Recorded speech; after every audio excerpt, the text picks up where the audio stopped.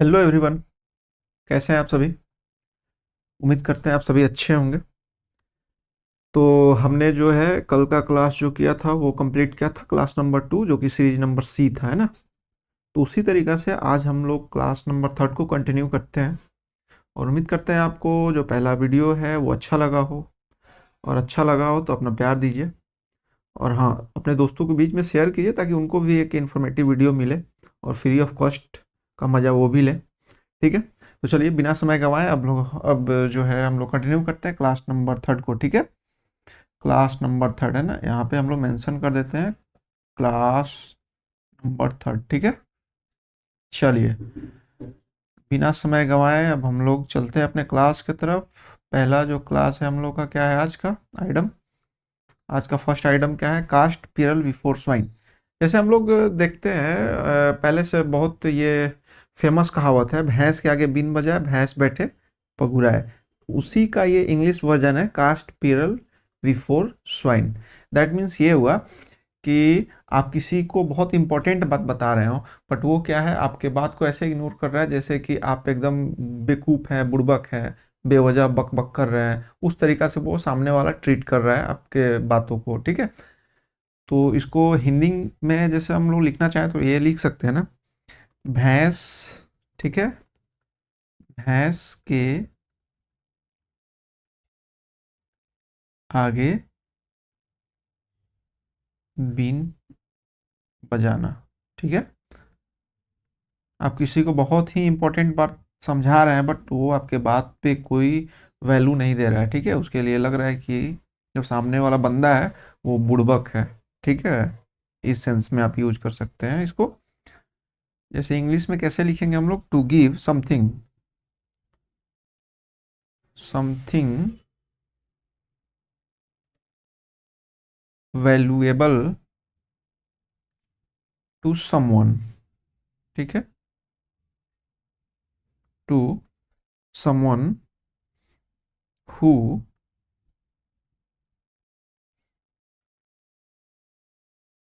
Doesn't understand, UNDERSTAND। ठीक है। It's value. ठीक है। It's value. चलिए, कहने का सेंस ये है, इसको एग्जाम्पल से हम समझते हैं और बेहतर तरीके से। चलिए एग्जाम्पल हम लेते हैं आज। He explain. ठीक है। He explain the beauty of music, beauty of music to her. ठीक है। But it was, but it was, item हम लोग अपना यूज करेंगे, उसको कलर हम चेंज कर लेते हैं ताकि ये पता चले कि सेंटेंस में हमारा आइटम क्या है ना। Cast pearls before swine. कहने का सेंस ये है कि कोई व्यक्ति है जो अपने सामने वाले को एक्सप्लेन कर रहा है म्यूजिक का जो सुंदरता है। ठीक है, कि म्यूजिक कितनी अच्छी चीज़ होती है, ये सब म्यूजिक के बारे में कुछ एक्सप्लेन कर रहा है। बट जो ये एक्सप्लेनेशन है वो जो सामने वाले हैं उसके लिए ये क्या है, एक जस्ट लाइक अ भैंस के आगे बीन बजाना। वो समझ रही है कि वो बकवास कर रहा है, इसका जो एक्सप्लेनेशन है उसको जस्ट इसी तरीक़ा से वो ट्रीट कर रही हैं। इस सेंस में आप इसको समझ सकते हैं। जैसे सामने वाला जो समझ समझ रही हैं वो क्या समझ रही हैं कि ये जो एक्सप्लेनेशन है वो जस्ट मेरे लिए वही चीज़ है, कॉस्ट पिरल बिफोर स्वाइन, यानी भैंस के आगे बीन बजाने वाली बात है। वो कुछ उसको वैल्यू नहीं दे रही हैं। उम्मीद करते हैं आप इसको अच्छे से समझें एग्जाम्पल से। बात करें अब हम लोग नेक्स्ट का, तो नेक्स्ट आइटम हमारा है casteless in the air. Casteless in the air का मतलब ये आइटम से ही पता चल रहा है। कास्टलेस इन द एयर का मतलब ये होता है ना कि जैसे हवा हवाई वाली बात है, जैसे कि सिर्फ योजना बनाना। ठीक है। जो काल्पनिक योजना, ख्याली पुलाव जिसको बोला जाता है ना, उसी को बोलते हैं हम लोग कास्टलेस इन द एयर। हम ये कर देंगे वो कर देंगे बट फिजिकली कुछ कर नहीं रहे हैं ना, इसको हम लोग हिंदी में लिख सकते हैं ना, काल्पनिक योजना, काल्पनिक योजना। ठीक है, बात की जाए इसकी इंग्लिश मीनिंग की, तो हम लोग ऐसे लिख सकते हैं, यहाँ पे इंग्लिश मीनिंग अच्छे से लिख लेते हैं। Thinking of some impossible task, मतलब जो एक इम्पॉसिबल है उसके बारे में सिर्फ सोचना, काल्पनिक योजना अधिक बनाना, मतलब ये आप समझ रहे होंगे। अब इसको एग्जाम्पल से और बेहतर तरीका से समझने की कोशिश करते हैं। हमें कभी भी डोंट बिल्ड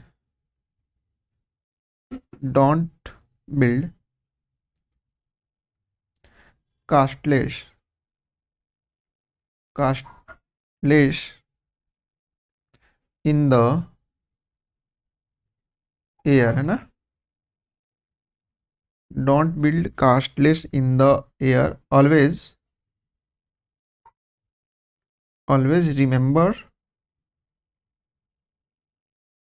रिमेंबर दैट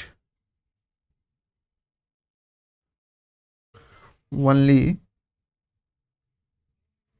जो हमारा लेबर है, दैट मीन्स हमारा मेहनत जिसको हम बोल सकते हैं, और जो हमारा पेशेंस है,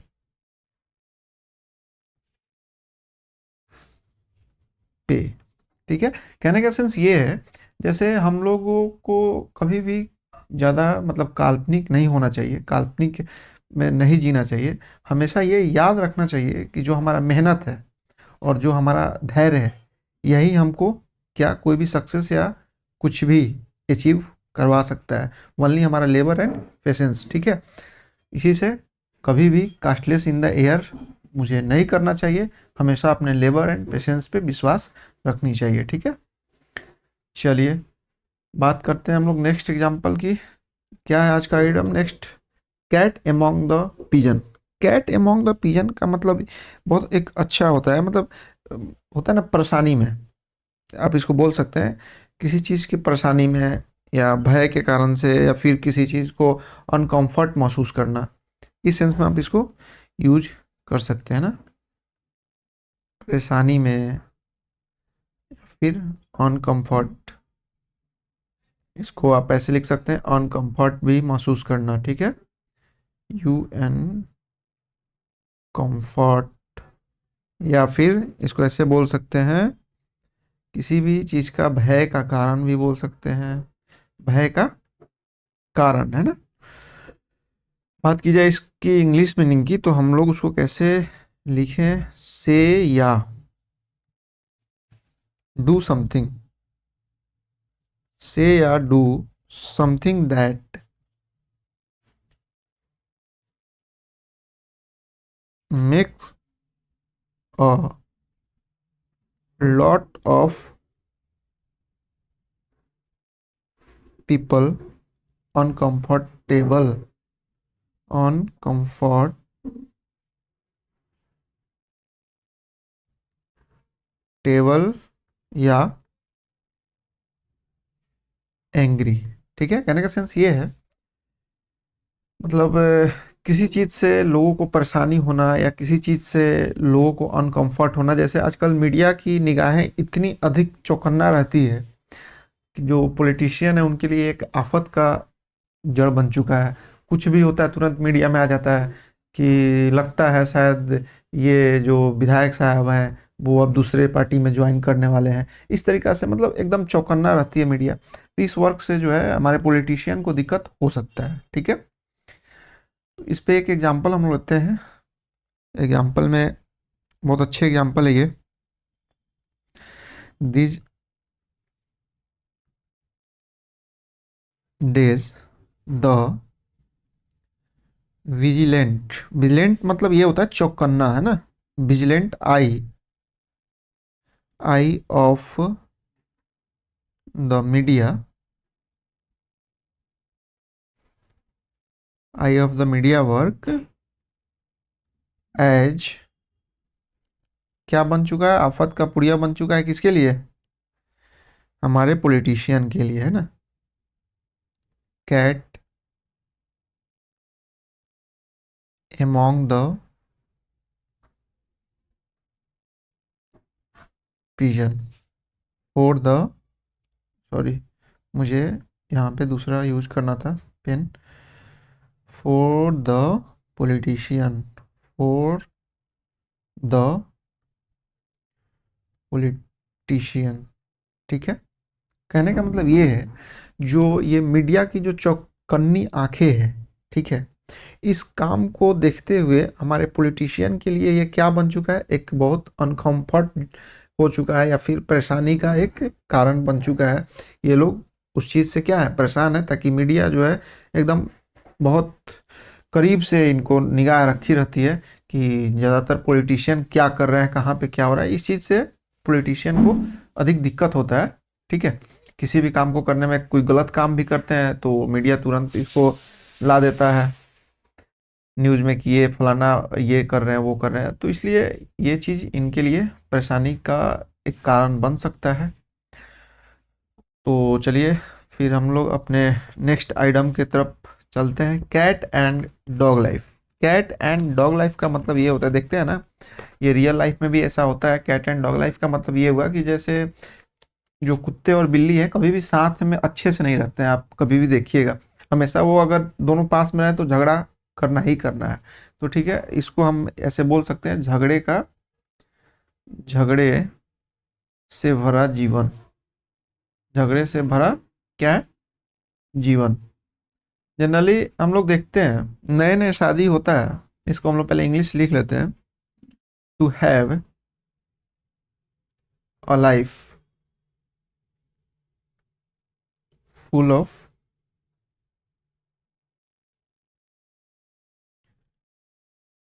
आर्गुमेंट, ठीक है।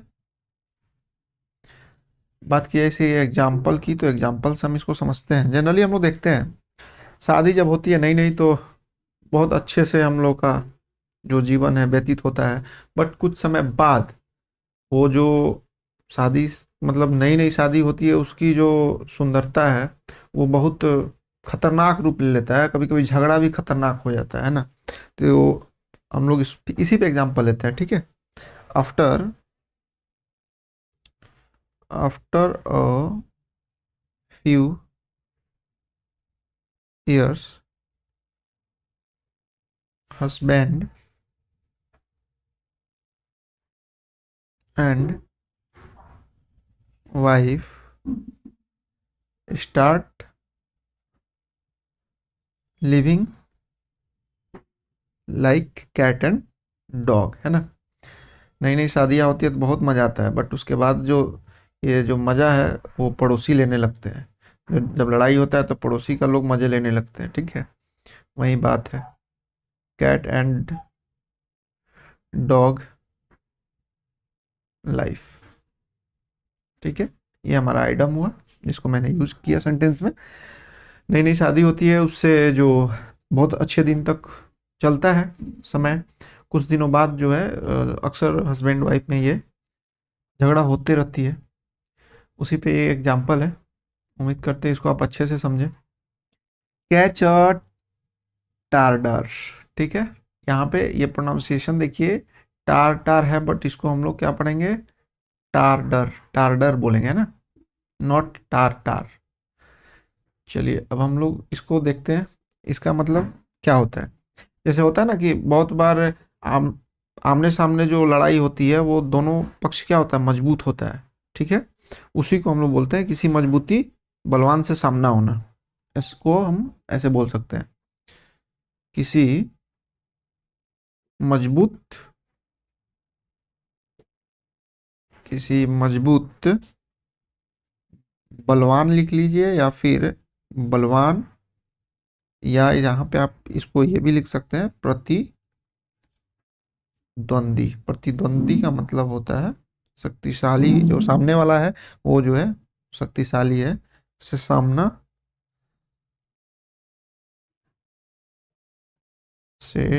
सामना होना, ठीक है।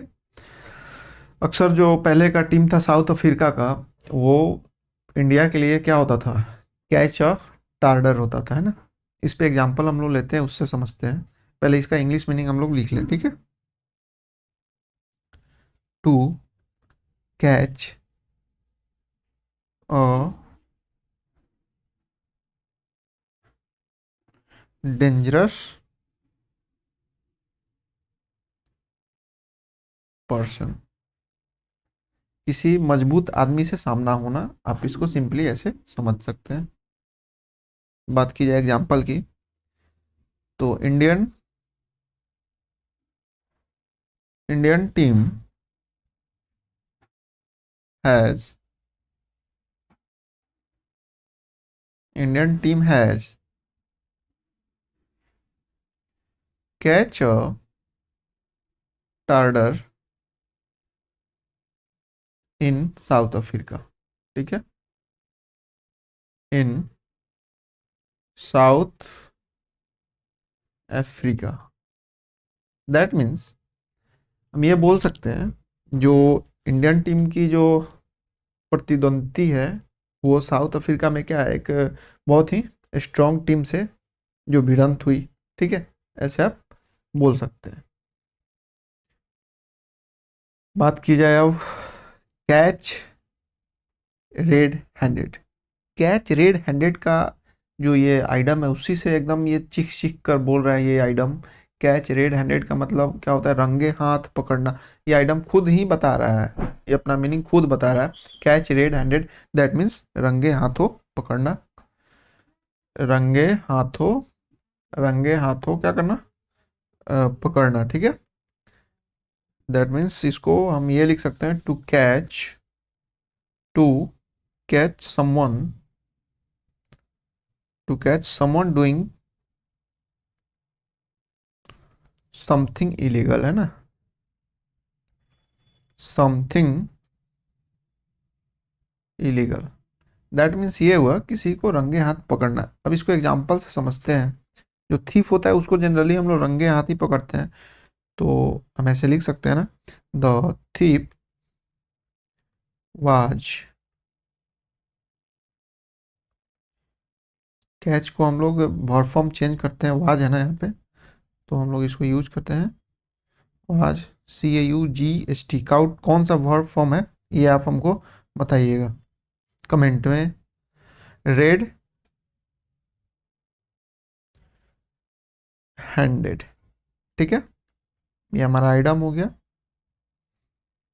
जो मतलब चोर है उसको हम लोग कैसे रंगे हाथ पकड़े पकड़ा था। दैट मीन्स ये बोल सकते हैं। कैच जो क्या है, ये कौन सा वर्ब फॉर्म है, काउट, ये मेरे को आप कमेंट करके बताइएगा। और उम्मीद करते हैं ये क्लास और ये सीरीज दोनों ही आपको अच्छा लगा हो। और आज का जो है क्लास को यहीं पे हम लोग वाइंड अप करते हैं, ठीक है। और फिर क्लास को हम लोग कंटिन्यू करते हैं फिर इसी सीरीज सीरीज सी के साथ, नेक्स्ट क्लास कल। और वीडियो अगर अच्छा लगा, क्लास अच्छा लगा हो, तो फिर अपने दोस्तों को शेयर कीजिए, सब्सक्राइब कीजिए, ताकि आपके जो भाई है उसको एक मोटिवेशन मिले और आपके लिए एक बेहतर काम कर सके। और हम ये एक प्लान कर रहे हैं कि हम लोग जो है सैटरडे और संडे 2 दिन कंप्यूटर का भी क्लास रखें। कितने लोग इससे एग्री हैं, प्लीज़ कमेंट में बताइएगा। और सिर्फ क्लास ये नहीं कि मतलब क्या PR जो होता है ना, PQR, ये सब टाइप से जो होता है उस टाइप से क्लास नहीं। हम लोग पूरा एकदम एक्सप्लेनेशन के साथ, पूरी डिटेल, ठीक है, नॉट ओनली PYQ, ठीक है। PYQ हम लोग को नहीं करना है। हम लोग को पूरा जब कंसेप्ट क्लियर रहेगा तो हम लोग PYQ तो हम लोग 2 मिनट में सॉल्व कर लेंगे। तो कितने लोग इससे एग्री हैं, कमेंट करके बताइएगा कि क्या हम लोग क्लास सैटरडे संडे 2 दिन कंप्यूटर को रखा जाए विथ थ्योरी एंड क्वेश्चंस के साथ, ठीक है। तो चलिए तब तक के लिए बाय, फिर मिलते हैं हम लोग अगले क्लास में।